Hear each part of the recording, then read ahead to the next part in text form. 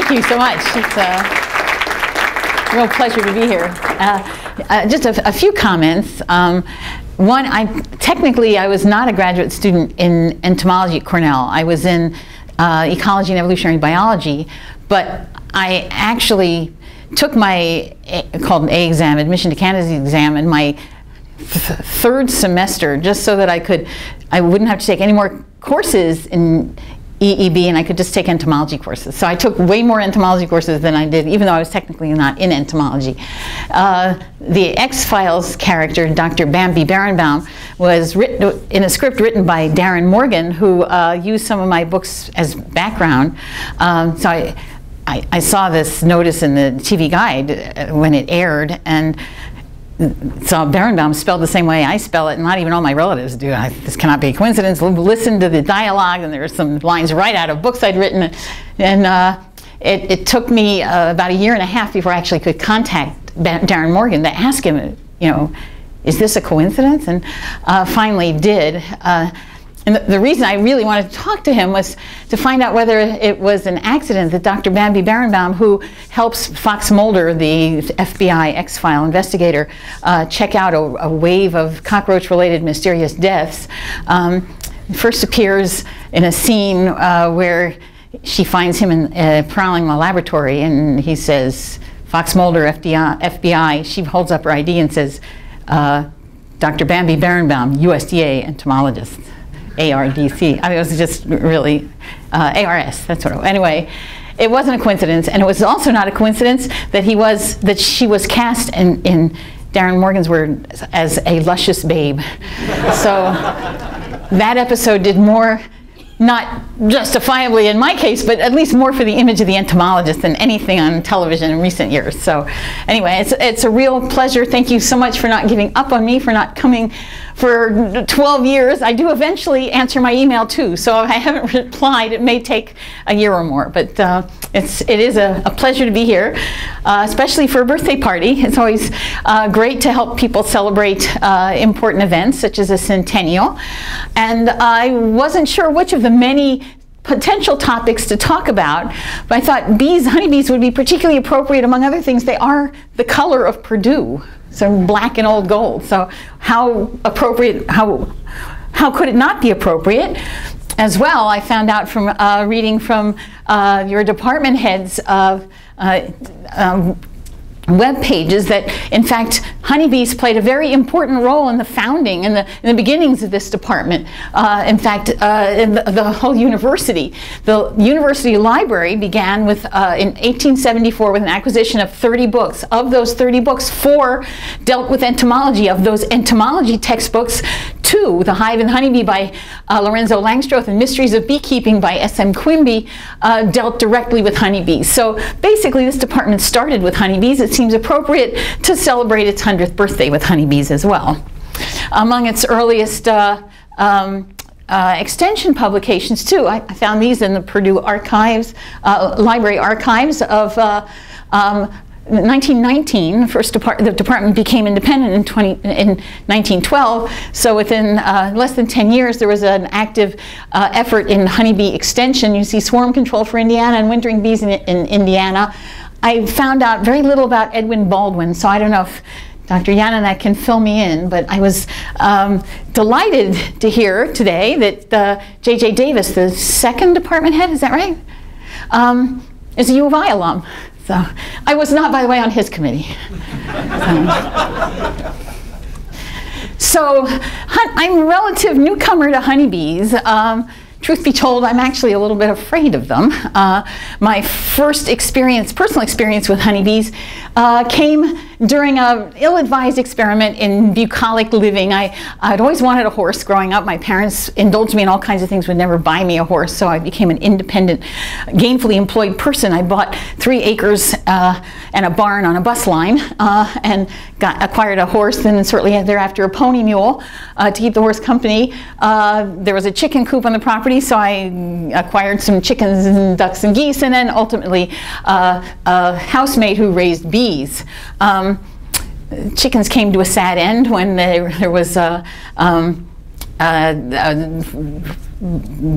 attack by feral dogs, but the egg-raising adventure wasn't particularly profitable either. Jonathan Neal probably remembers our wild goose chase. We literally had a wild goose chase. We had geese. The dogs got in and chased the geese down the saline, so we rounded up the geese. I was selling the eggs because there were more eggs than I could use. I discovered after I acquired chickens that I have a cholesterol problem, so I'm a vegetarian. The chickens then became utterly pointless. But I had the eggs, I sold them, discovered if I had farm income, I had to file Schedule F, and discovered that for every dozen I sold for $1, it actually cost me $9 to produce. So just as well, so in 1988, I got married, and that was the end of my rural life, and for a while my connection with bees. I did publish about various and sundry aspects of honeybees. I believe my very first publication was on bees indirectly. It was Bees as Symbols and Heraldry, published in the American Bee Journal. You can see Earl BT. Most of the time bees appear in coats of arms or as bad puns. Family Hummel in Germany also had bees. But I did get paid $55 for that article, and ironically 1978 was also the year I published a paper in Science, and much to my dismay as a graduate student, discovered you have to pay to get papers published in Science, but not in American Bee Journal. So.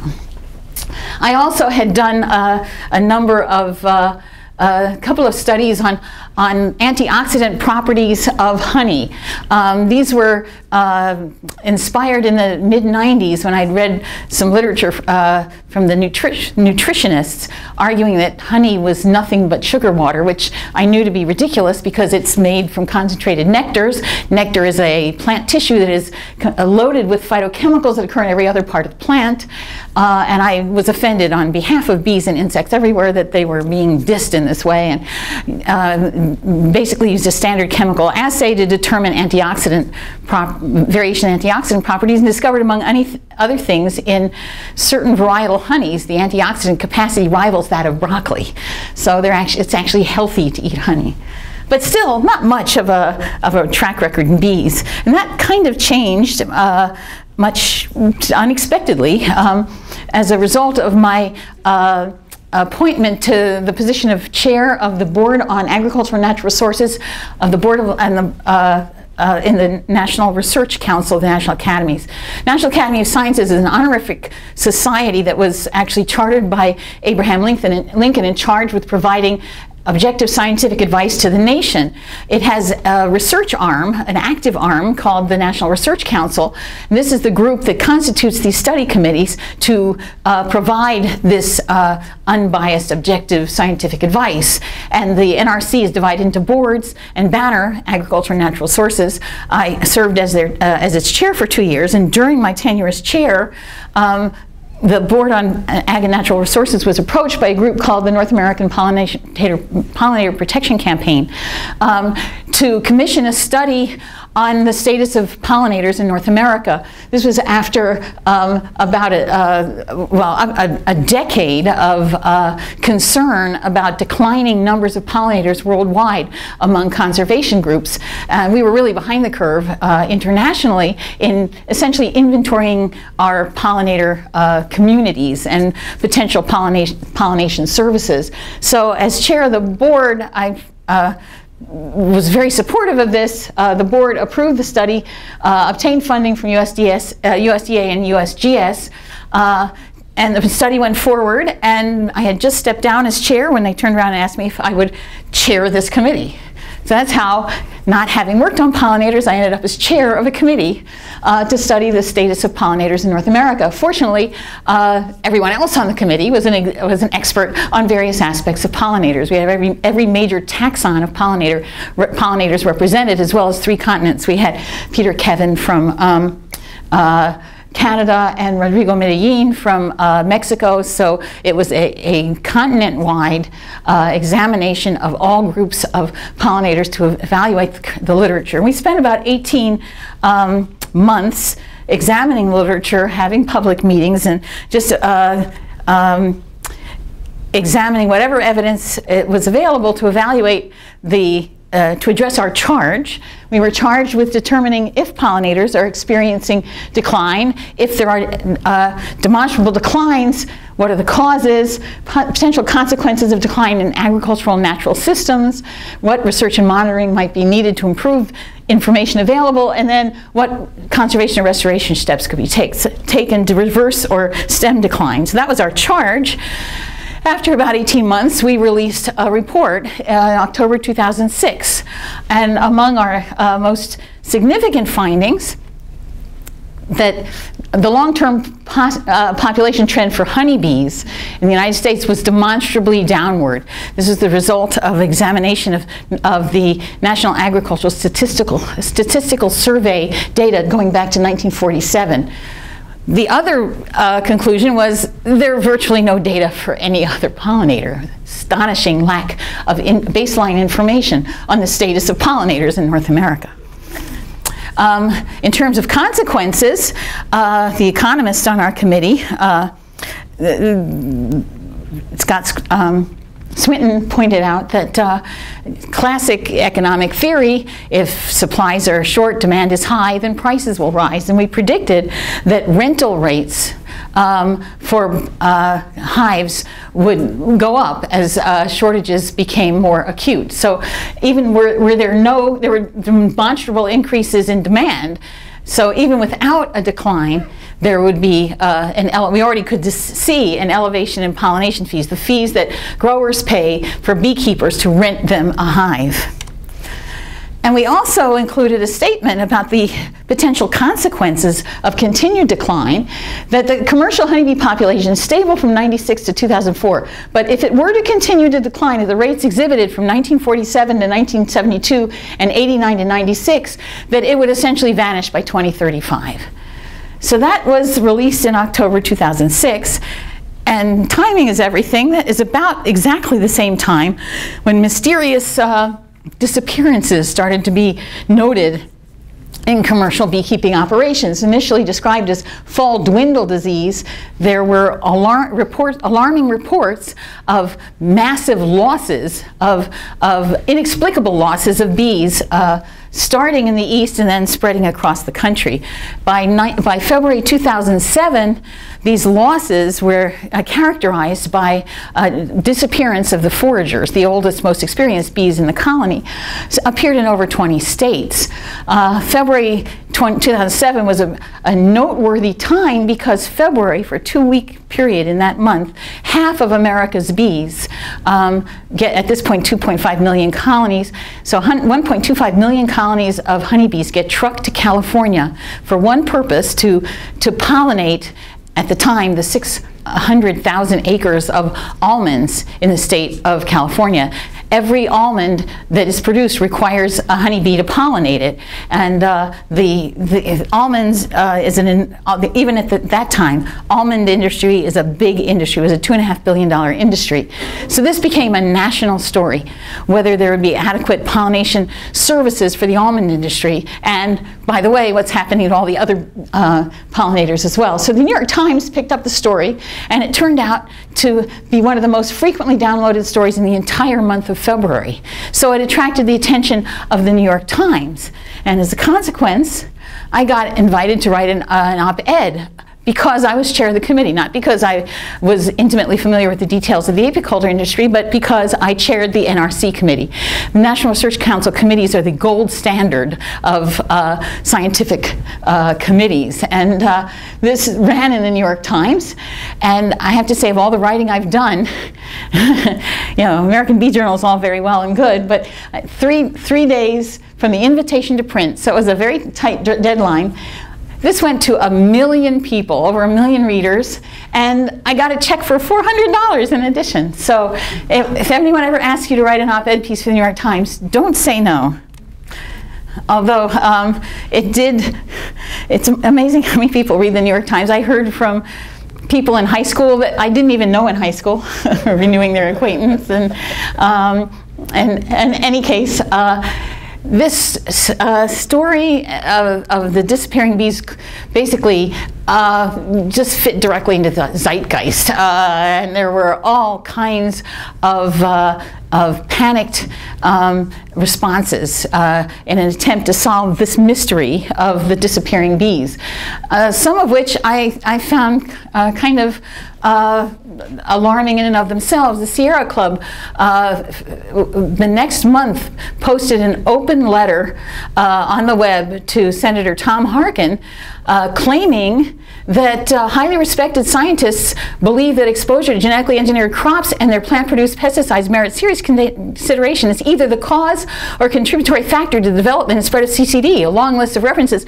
Huh? We had just spent 18 months reading absolutely every paper that had ever been written on genetically modified pollen or genetically modified plants and bees. And I didn't know who these highly respected scientists were. I couldn't imagine what these references were. And it turns out that, of course, every single one of these references was written before there was such a thing as CCD.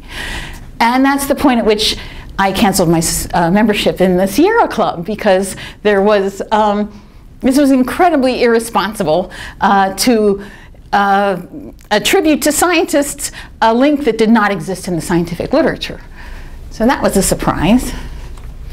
Equal other surprises also continued to accumulate. There were all kinds of, well, there's again a reference from Der Spiegel in Germany, quotes from Einstein claiming that if all the bees were to go extinct, that humanity would disappear in 4 years. And again, I couldn't understand why first of all, anyone would ask Einstein, a physicist, what his opinion on bees were, and when and where he saw that, because actually a U of I faculty member had just written a comprehensive biography of Einstein and found no mention of this quotation. In fact, he never did say this. This quote did not appear in the press until about 30 years after he died, so unless he said it in a seance to a medium, he did not say it at all. So again, this was odd cultural situation where rumors abounded and all kinds of imprecise statements were being made. Here was a paper, again, cited in support of the link between genetically modified corn pollen and honeybees, citing an unpublished paper that was posted on the web of a study that was done in Jena, Germany on honeybees. Halfway through the study had acquired a nosema, a fungal parasite, and instead of stopping the experiment because the conditions had changed, this investigator continued the experiment and then decided retroactively to examine the effect of Bt corn pollen on this inadvertently acquired disease, which didn't seem like a particularly good scientific procedure to me. Then it got really wacky.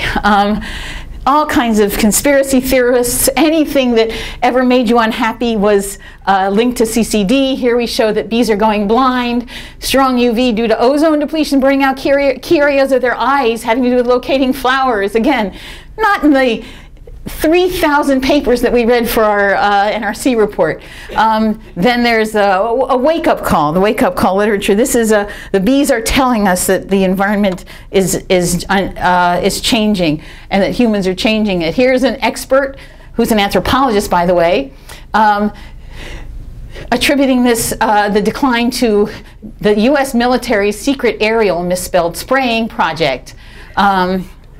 So here is one really interesting hypothesis that Soviet research workers had discovered that bursts of magnetic field induced jumps of misdirection in bees by a mechanism of magnetic resonance.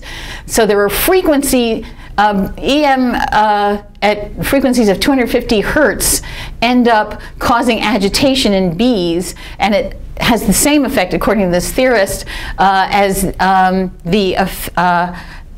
people. It causes people to become very agitated.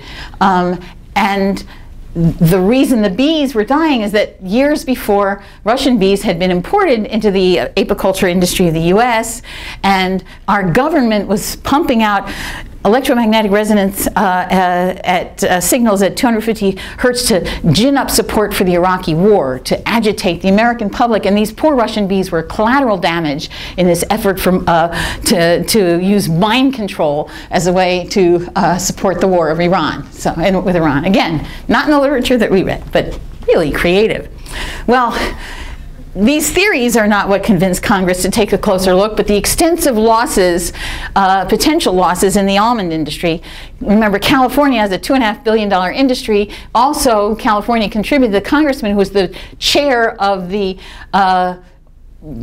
Committee on Agriculture, Subcommittee on Horticulture and Organic Agriculture, which oversees apiculture, to hold a hearing on colony collapse disorder in March 29th, 2007.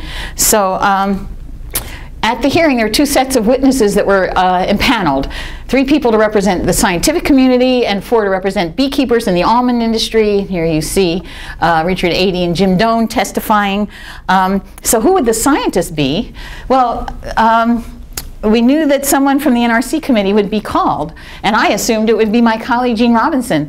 Jean Robinson, who has 3 degrees in bee biology from Cornell, over 200 plus publications, at the time $10 million in funding on work on honeybees, and wrote the white paper and pulled together the 70 scientists consortium on sequencing the honeybee genome.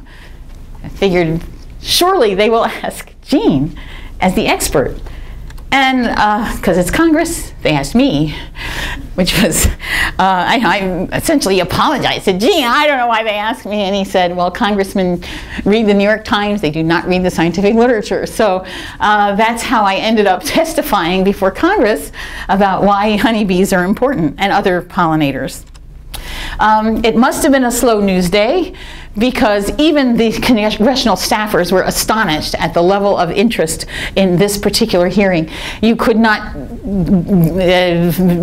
squeeze your way into this room. There were cables from news companies everywhere. So it was every news agency put its own spin on this story. Bloomberg News, you can see, what are the economic consequences of declining honeybees? Well, a new industry, a new demand for blue orchard bees, right? ABC, CBS, NPR, everybody had an angle on this story. Enormous amount of interest, and it generated even more interest in the general public, and particularly with respect to a certain class of pesticides, the neonicotinoids, that had been linked earlier in overseas, particularly in France, to bee declines there. Then the meme that will not die entered pop culture.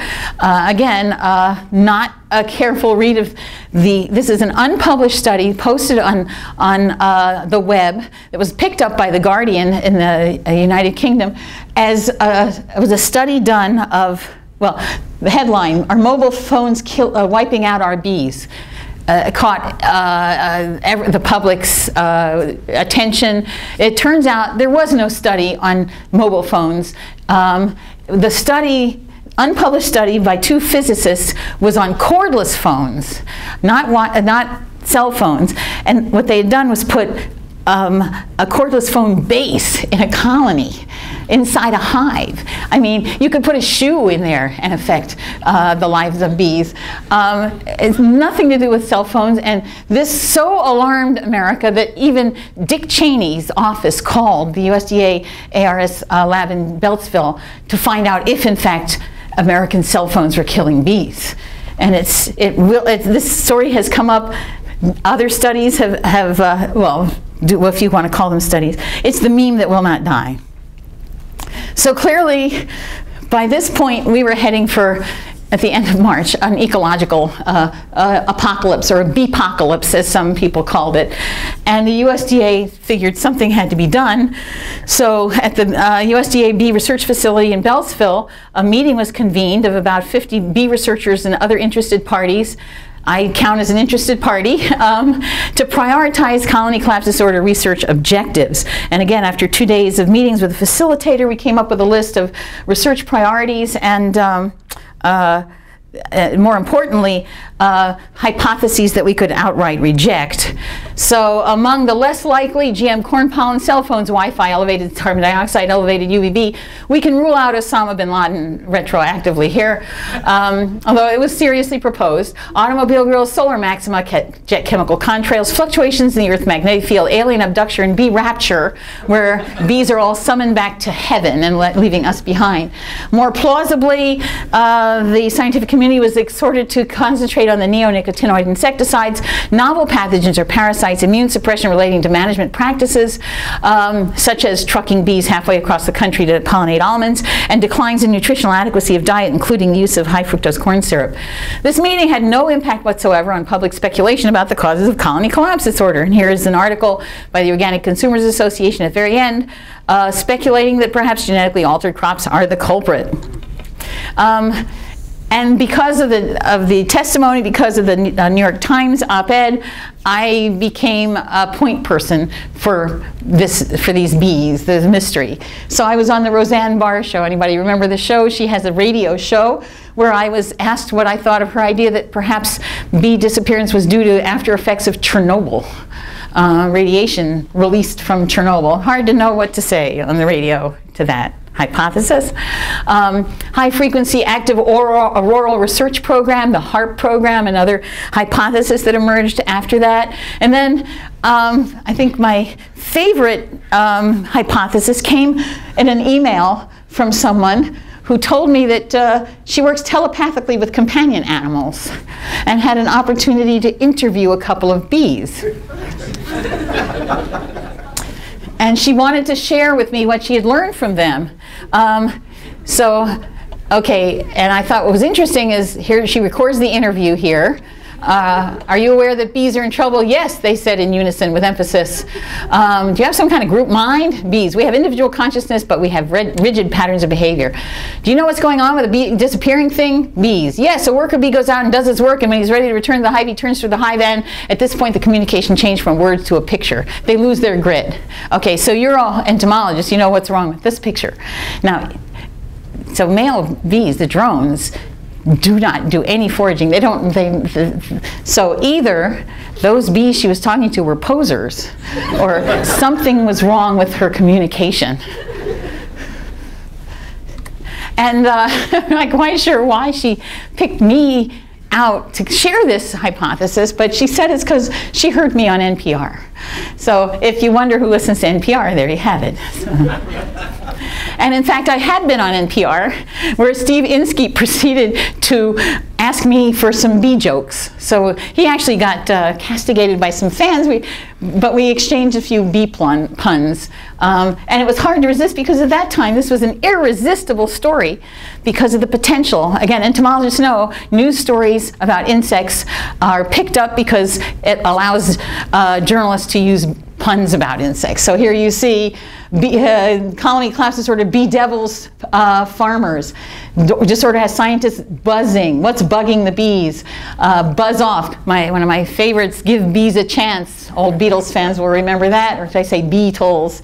Bewildered, feeling the sting, and an incredibly arcane reference to the lost colonies, which refers, of course, to the Roanoke colony that disappeared. So, of course, Weekly World News had to get in with its hypothesis that cannibal bees were eating each other. And then at this point, I'd become accustomed to Googling myself to see what stories I was appearing in. I was astonished to see myself in this story, claiming that Kevin Federline is stealing the bees. And I am an insect ecologist, University of Illinois Urbana-Champaign. I did not remember this interview. Berenbaum has never liked K-Fed and blames him for turning his former wife and pop sensation Britney Spears into the laughingstock of our entertainment world. What evidence did I cite? Nationally, some 27 states have reported disappearances. In each instance, the bees' disappearances coincided with a K-Fed concert, book signing, or paternity suit. So only after that did I see that this was actually a joke news site. So. And then I would get countless emails of people. I live in the San Francisco Bay Area next to a wetland used for water treatment. I've noticed a lot of bees flying around looking sick and dying. You want them? So people offering to ship me dead bees. So I turn them down. I also began to interact more extensively with the beekeeping community and go to beekeeping meetings for the first time, and again saw the rifts that exist in the beekeeping community. Because colony collapse disorder is essentially a self-diagnosed condition, if you do not believe it exists or you do not believe your bees have it, you don't have it. So organic beekeepers were arguing that there was no colony collapse disorder, although other people were arguing there were. At this point in June, pollination had really affected the national conscience. The week of June 25th, 2007, designated National Pollinator Week, the release of the pollinator stamps, and I testified for a second time just to Hill staffers on the NAS report. So this time was the Natural Resources Committee held a hearing on the birds and the bees, how pollinators help maintain healthy ecosystems. I was perfectly happy to testify because this report was comprehensive about all classes of pollinators. So here I am testifying with Mamie Parker, Tom Lovejoy of the World Wildlife, and Danny Weaver, who's a beekeeper and a biochemist, and Kevin Hackett of the USDA.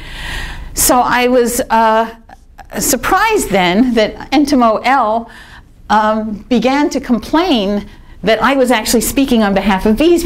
Rightly so, because what do I know about bees? And James Fisher is a beekeeper questioning who spoke.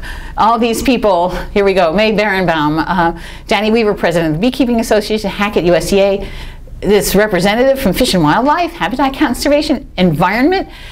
3, and entomology that studies what exactly? Not honeybees. So speaking on behalf of the beekeepers, after 3 months delay for no apparent reason, we honeybee guys are supposed to give a big round of applause to the inclusion of non-CCD related funding requests from people who have no interest in working on CCD. So they were quite upset about this. He continued on to say, a varroa mite parasitizing a honeybee does come along for the ride, but should not be credited with helping the honeybee forager collect nectar and pollen. All the varroa mite does is slow the bee down and weaken it.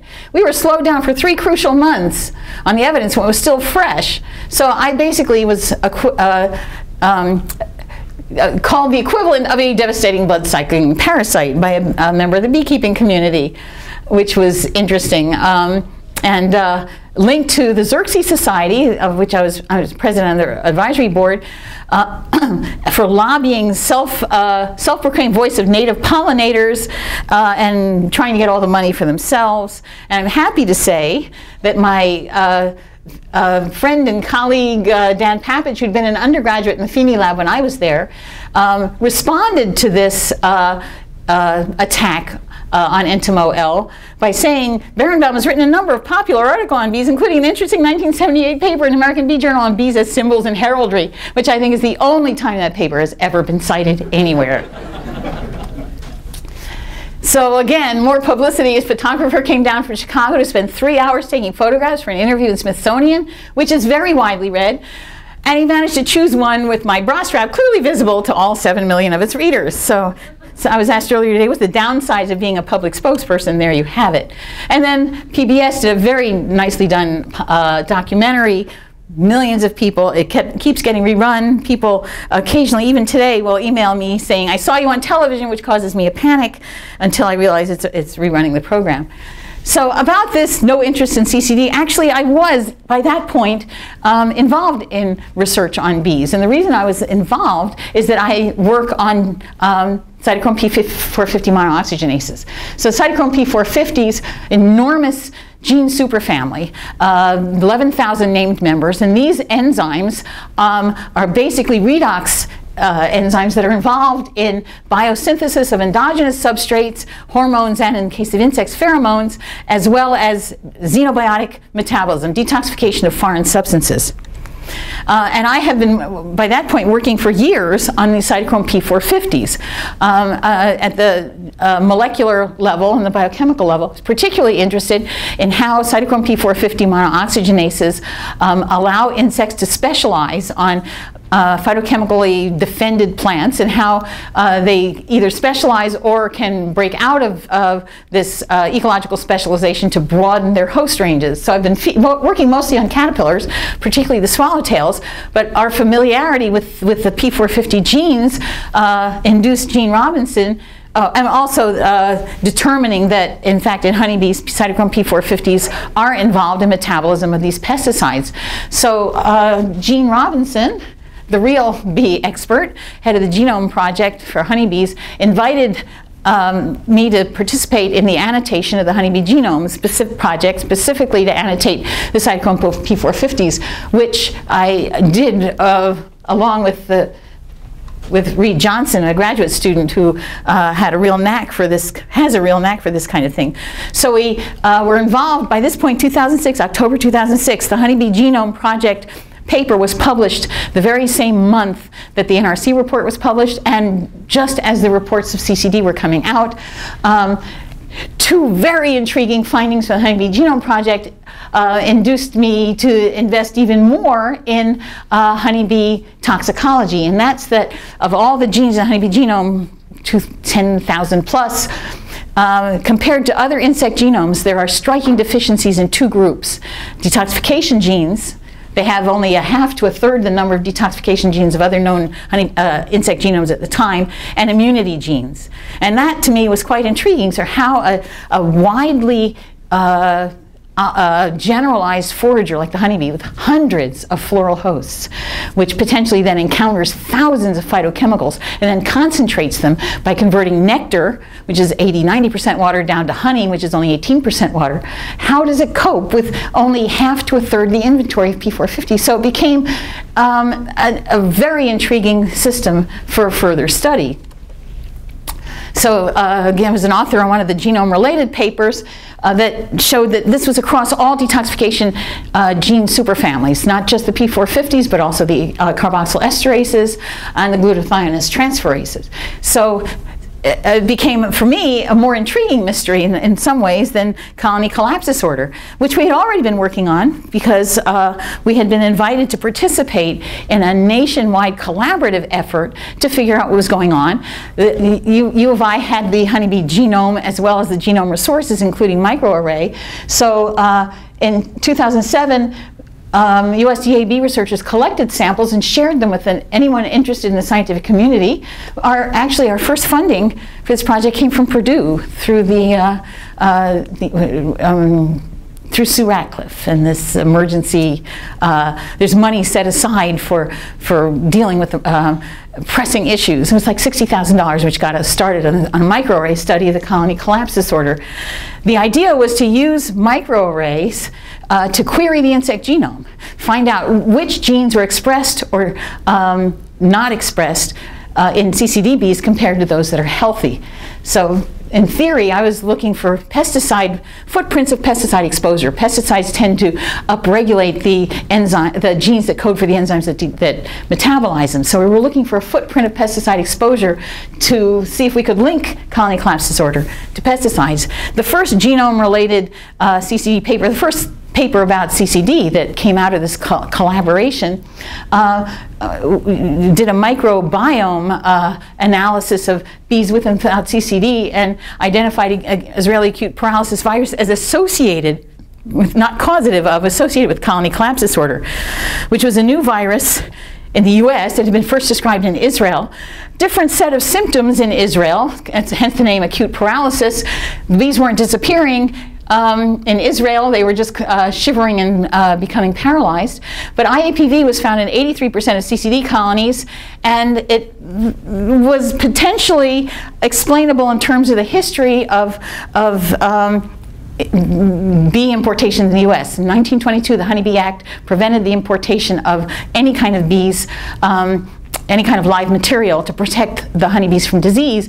That ban was lifted in 2004 and 5 when pressure from the almond industry and beekeepers in California led Congress to lift that ban, and bees, ostensibly healthy bees, were brought in from Australia. Australians outright rejected this idea. Their DBs were not disappointed. Even if there had been signs of IAPV, they was certainly not causing colony collapse disorder. And this kind of led to something of an international incident, particularly in view of the fact that subsequently Jay Evans and his colleagues took they found colonies from the freezer that had been collected before CCD and basically reported the presence of IAPV before CCD was diagnosed. So it couldn't have been the cause. What we found in our microarray was not what we expected. We saw no evidence of pesticide exposure, at least in terms of upregulated detoxification genes. What we did see, though, was an accumulation of ribosomal fragments that we didn't expect, as well as picorna-like viruses. So more viruses in the CCD-bees, all of which attack the ribosome, which is the protein manufacturing center of the cell. So we hypothesized that perhaps it was pathogen overload that was linked to CCD, which fit very much into other reports of this era, demonstrating the one most predictive factor relating to CCD was pathogen overload. At this point, all kinds of organizations were anxious to help the bees. Haagen-Dazs famously started a campaign labeling bee flavors of ice cream that were associated with bee pollination, and even donating money to Penn State and UC Davis. Notice we did not get any of this money. So $250,000 donation to UC Davis and Penn State. What I managed to get from Haagen-Dazs was a year's supply of ice cream. They had a recipe contest for it's called Don't Desert Pollinators, for recipes that illustrated the importance of honeybees to our desserts. And I made up a recipe, just basically my Aunt Ruth's Mondel bread recipe, and I switched out the non-bee pollinated components for bee pollinated components, and got a year's supply of ice cream and 2 nights at the Haagen-Dazs Sweet Suite at the Hotel Triton in San Francisco. So there it is if you want it. It's called it A Biscotti, bee-enabled biscotti. So. But meanwhile, we had been working, thanks to the USDA, on trying to understand how bees detoxify pesticides. And we noticed, yes, the number of P450s in the honeybee genome were vastly reduced, but there was one subfamily of P450s, there is one subfamily overrepresented that is expanded in honeybees. That's a CYP6AS subfamily relative to other insect genomes. So to us, that suggested this is what makes a bee a bee. So these should be genes associated with bee-related activity, maybe even making and eating honey. And we identified 3 CYP6AS P450s, CYP6AS1, 3, and 4, as the enzymes specifically that metabolize flavonoids in honey, quercetin, a ubiquitous component of nectars and pollen. We initially constructed a model of the enzymes, did in silico docking experiments with an enormous phytochemical database, kept coming up with flavonoids, and sure enough, expressed heterologously, these enzymes all metabolize quercetin, although CYP6AS10 does not. Subsequently discovered, so these are associated with honey, not with pesticides, but with honey. But we did not see them in the microarray of the bees with CCD. So at this point, we didn't know what upregulates honeybee detoxification genes. Honeybees are not like other insects. Kind of have to learn all over because they are the only insects, among the only animals, that don't eat raw foods primarily. They process everything.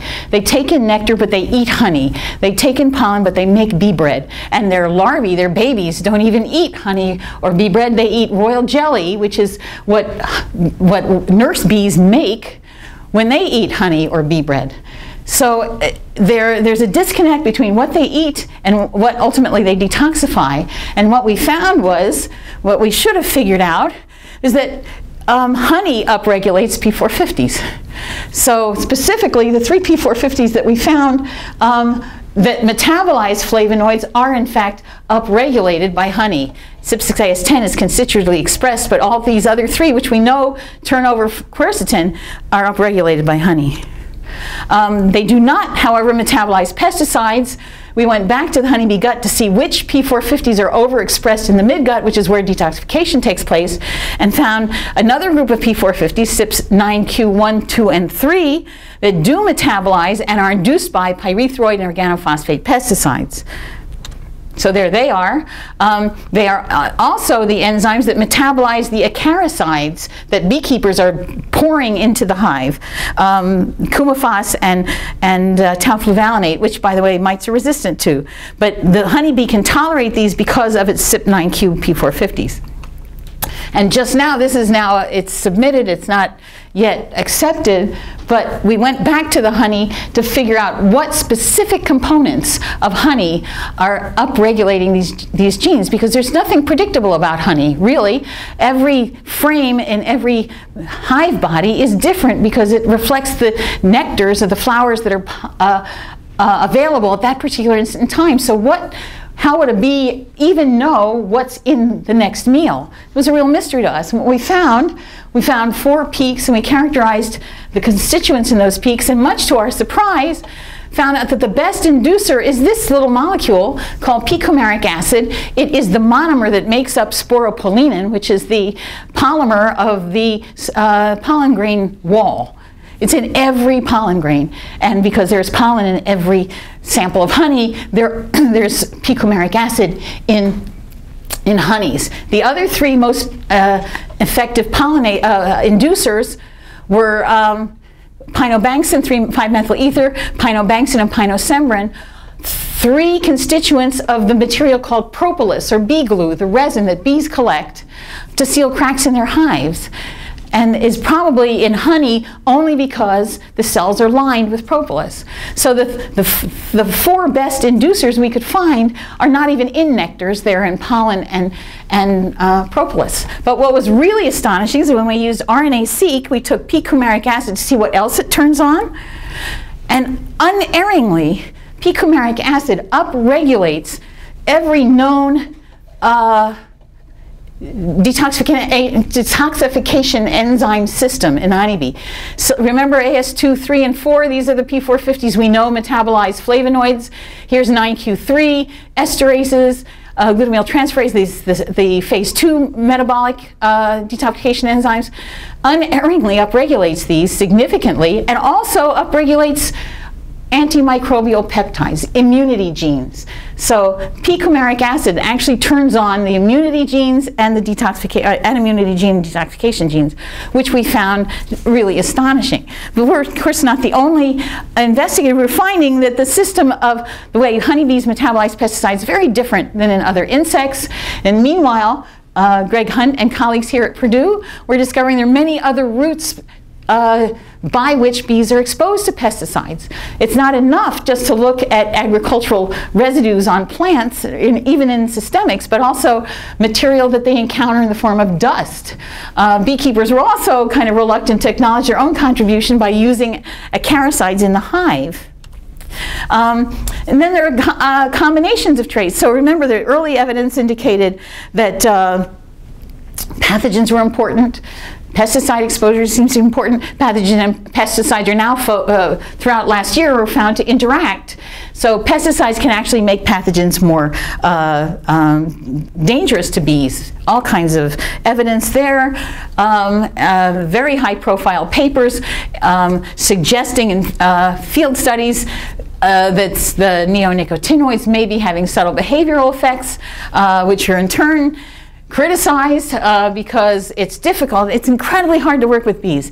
Bees are not like other insects. And I will finish in about 5 minutes. You can give me 5 extra minutes here. And that I discovered by the proliferation of really not particularly well-designed studies of bees, such as this one, coming out of Harvard, got a lot of press, came out at the same time as the science papers, and even though I'm relatively new to bees, I know that you can't use 4 hives to determine a dose response in honeybees. That's like doing a drug study on 4 patients. Every hive is different. It's not an appropriate design. You should also not change the dosage in the middle of your experiment. You should also wonder about your results when your controls are all dead at the end of the study. And then the most glaring problem with this paper, the authors purported to reproduce the symptoms of colony collapse disorder, the number one symptom of which is bee disappearance. And their bees were all dead at the entrance of the hive. So how did they explain that? It's not quite reminiscent of the reported CCD symptoms, but it was winter. So they died because it was cold. But if it hadn't been winter, they would have dispersed some distance from the hives. This is like, you're not allowed to do this. Like, wishful thinking is not a conclusion. So all this accumulated evidence, incredible public pressure, petitions with over 1 million signatures have led the led the EPA to reevaluate the way it registers pesticides for bees. And all kinds of experts, which I've apparently now become, were called to the US FIFRA SAP open meeting, which is the committee with the most letters in any acronym of any committee I've ever served on. That met last September. Greg was there, right? Here. It was a really interesting meeting. It's an incredibly difficult challenge to evaluate safety for honeybees. It's unprecedented in the history of pesticides, where we're protecting insects from insecticides. And that was followed shortly thereafter by a national stakeholders meeting on honeybee health, to which I was invited. But I want to use these questions to sum up what have we learned so far, what remains to be learned. Okay, one thing we learned is it does not take much to become an expert in the eyes of the public. I was appalled when I received news that I had won the E.O. Wilson Biotechnology Pioneer Award. That's not what was appalling. What was appalling was the advertisement, the promotion of this award by Montana State at Bozeman. May Berenbaum, the world's leading expert on bees and one of the most famous women scientists in the world. As I pointed out to them when my frantic phone call saying, please take this down, I'm not even the leading expert on bees at the University of Illinois, much less the world. That would be Gene Robinson. So that was one lesson learned. I also learned that cookbooks sell a lot better than books about insects. As part of a fundraiser for an outreach program, a pollination discovery science center that we created in the wake of the NRC report, which has no budget from the university, I decided I'd write a cookbook. I have no business writing a cookbook. I basically microwave. And I didn't even test these recipes. I said that outright. And this is a cookbook, about a third of which is about bees. Yet it still has sold better than any book I've ever written about insects per se. So that was another lesson learned. I also learned that people really do care a lot more about bees than insects, than other insects. I actually have my own IMDb page because I appeared in these 2 documentaries. I cannot think of any other insect that has as many documentaries made about it. So that's another lesson learned, that not all insects are equal in the eyes of the public. Cell phones still do not kill bees. Something I've learned, it's something that the public has not learned, and I still get these questions. I will say in Penn State had an international pollinator conference, and I heard a beekeeper explain the way that cell phones do kill bees. The one way that cell phones kill bees is if the beekeeper spends so much time on his cell phone that he neglects his bees. That's how cell phones kill bees, if anybody asks you.